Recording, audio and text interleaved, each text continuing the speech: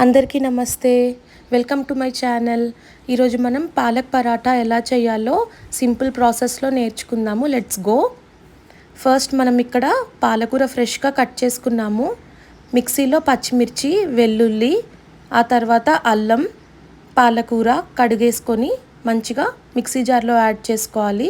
మెత్తగా గ్రైండ్ చేసుకోవాలి. కొద్దిగా వాటర్ యాడ్ చేసుకోవచ్చు. పిండిలో జీలకర్ర పౌడర్ వేసుకున్నాము, ఉప్పు వేసుకున్నాము, కొద్దిగా పసుపు వేసుకుంటున్నాను.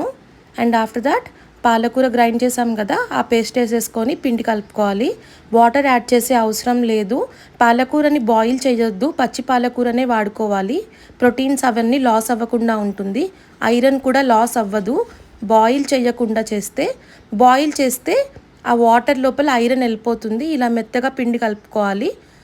తర్వాత ఇలా పరాటా అనేది ప్రొసీజర్ స్టార్ట్ చేసుకోవాలి.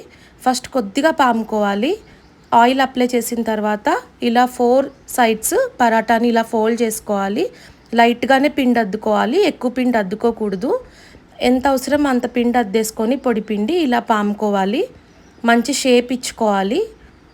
ఇలా 4 సైడ్స్ పామేసుకున్న తర్వాత స్క్వేర్ షేప్ వచ్చింది కదా, తవా పెట్టుకొని రెడీగా కొద్దిగా తవా వేడైన తర్వాత పెనం మీద లైట్గా ఆయిల్ అప్లై చేసుకుంటూ 2 సైడ్స్ కాల్చుకోవాలి. ఇంతకు ముందు కూడా చెప్పాను కదా, పచ్చి పరాటా పైన ఆయిల్ అప్లై చేయకూడదు.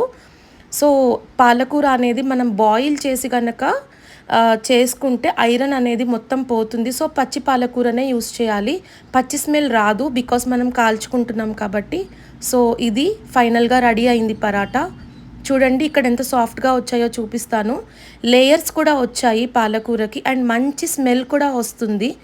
ఓపిక లేని వాళ్ళు ఇలా రౌండ్గా కూడా చేసుకోవచ్చు. Thanks for watching. Please subscribe my channel. Thank you all.